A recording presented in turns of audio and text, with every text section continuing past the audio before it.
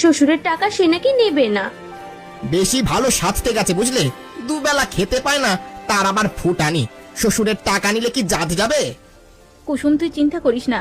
তোর যদি মনে হয় মনোজের সাথে সংসার করবি না, তাহলে দরকার নেই। দরকার হলে এখন থেকে আমাদের এখানে থাকবি। আমরা তো মাত্র দুজন মানুষ, তুই থাকলে বরং আমাদের ভালোই লাগবে। মন খারাপ করে আর কি করবে, তুমি এখানে বরং খেতে বসো। মনোজ যদি ভালো একটা ব্যবসা শুরু করে তাহলে ওর সাথে সংসার করার চিন্তা করবে, নইলে ওই বাড়িতে তোমার যাওয়ার দরকার নেই। তোর দাদা ঠিকই বলেছে, এবার দাদার পাশে বসে খেয়ে নে তো। রবিন, ভালোই হলো, দুজনে বসে একসাথে চা খেতে পারবো।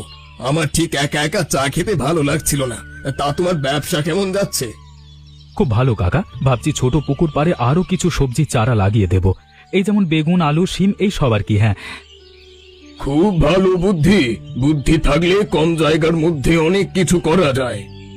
তবে আমার বুদ্ধিতে এসব হচ্ছে না, সব আমার বউয়ের বুদ্ধি। প্রথম যখন শুরু করা হয়েছিল তখন আমি ওর উপর রাগ করেছিলাম। এখন বুঝতে পারছি ও ঠিক ছিল। সত্যি রে, এমন বউ পাওয়া কপালের ব্যাপার। এমন অনেক পরিবার আছে যাদের বউয়ের কারণে ধ্বংস হয়ে যাচ্ছে। রবিন, আমি তোকে একটা কথা বলি, মোড়ের মাথায় একটা ছোটখাটো দোকান দে। সেখানে মাছ, সবজি সব থাকবে। দেখবি গ্রামের লোকজন কাঁচা সবজি আর তাজা মাছ তোর কাছে কিনতে আসবে, কেউ আর বাজারে যাবে না। কাকা, তুমি বুদ্ধিটা খুব ভালো দিয়েছো, কিন্তু এই মুহূর্তে দোকান দেওয়ার মতো টাকা আমার কাছে নেই।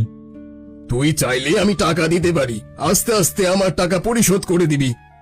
তাহলে তো খুবই ভালো হয়। তোমার মতো মহান মানুষ আছে বলে আমাদের মতো গরিবেরা এখনো বেঁচে আছে। উপরওয়ালা আমায় ভালোই দিয়েছে। আমি যদি কাউকে সাহায্য করি তাহলে উপরওয়ালা খুশি হবে। তাছাড়া আমি তো এমনি এমনি দিচ্ছি না। তাহলে মোড়ের মাথায় দোকান দিতে বলছো? ঠিক আছে, তাই হবে। কিন্তু কাকা, মোড়ের মাথায় যে আমার দাদার মুদিখানার দোকান, দাদা বিষয়টা ভালোভাবে নেবে বলে মনে হচ্ছে না। দাদার কথা চিন্তা না করে নিজের কথা ভাব। তোর দাদা কি তোর কথা চিন্তা করে? তুমি ঠিক কথাই বলেছো কাকা, এখন থেকে নিজের কথা ভাববো। নিজের না থাকলে কেউ ফিরেও তাকাবে না। হ্যাঁ, এই তো একদম ঠিক বুঝেছিস।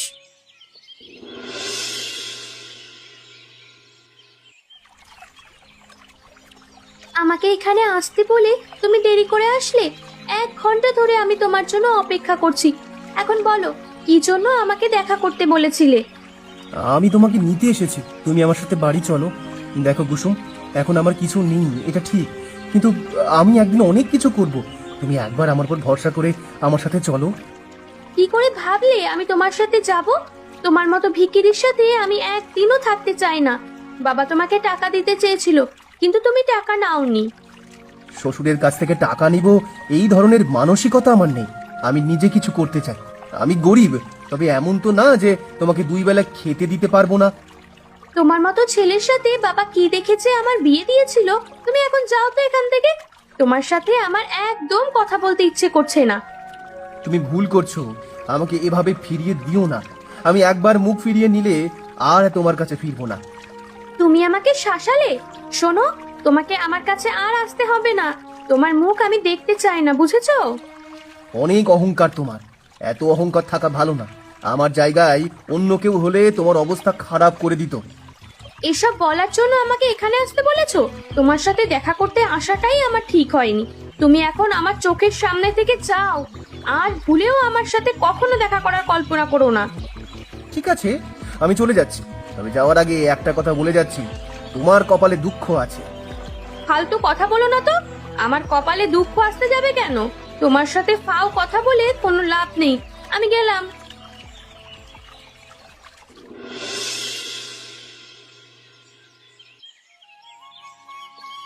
রান্নাঘরে মাছ আর সবজি চাষ করে এত লাভবান হব ভাবতেই পারিনি।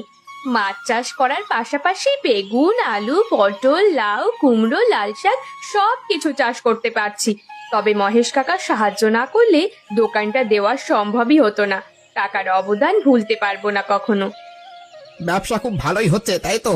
আর এদিকে আমার দোকানে একটা খদ্দেরও আসে না। তোমার এখানে দোকান দেওয়ার পর থেকে আমার ব্যবসাটা জলে পড়েছে। আপনার ব্যবসা জলে পড়লে আমরা কি করব? আর আমাদের জন্য জলে পড়বে কেন? আমরা তো সবজি আর মাছের ব্যবসা করি, আর আপনার তো মুদিখানার দোকান। আমি এত কিছু বুঝি না। আমার কথা হলো তোমাদের দোকান এখানে থাকবে না। 2 দিন সময় দিলাম, এই 2 দিনের মধ্যেই দোকান সরাতে হবে, নইলে আমি তোমাদের দোকান ভেঙে দেব। আমাদের মতো ছোটখাটো ব্যবসায়ীর দোকান আপনি কেন ভাঙতে যাবেন দাদা? আপনি একজন বড় ব্যবসায়ী, আমাদের সাথে হিংসে করা আপনার মানায় না। ভুলে যেও না, তুমি আমার ছোট ভাইয়ের বউ, আমার সামনে মাথা নিচু করে কথা বলো। আপনার ছোট ভাইকে কোনোদিন ভাই বলে পরিচয় দেন? আজকে হঠাৎ ছোট ভাইয়ের কথা বললেন? দাদা তুমি, নীলিমা দাদাকে বসতে দাও। দাদা, আমার দোকানে এসেছো, কিছু না খেয়ে যাবে না?